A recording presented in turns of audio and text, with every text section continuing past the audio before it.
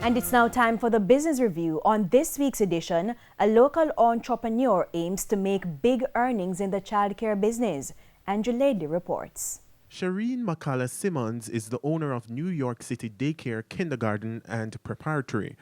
The entrepreneur has been building out the business overseas for some time and have decided to establish a base in Jamaica. So far, I have 2 locations, and that takes place within 4 years. My future goal is to have as much daycare as possible. I would like to have a daycare in every parish in this country. The locations are Longville Park and 6 West Street in Old Harbour, St. Catherine. And it's not just daycare.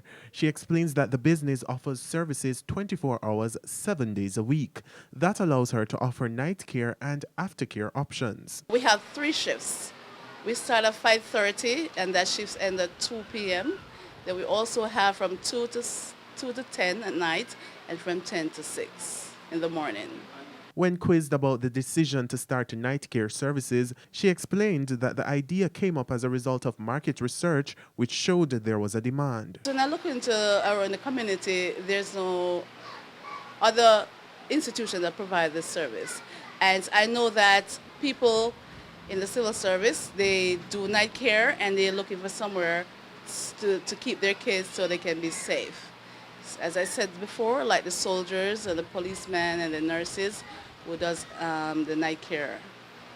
They work at night. But she's not doing it alone. The entrepreneur has a staff of 10 persons, including certified professionals from the Heart Trust NTA. We have the daycare babies from 0 to 18 months. In their capacity, we have trained nurses to take care of them. They have a schedule that they go by daily. They're taught from the early childhood curriculum where they do reading, math, Spanish, and then they're taught extracurricular activities where they do swimming.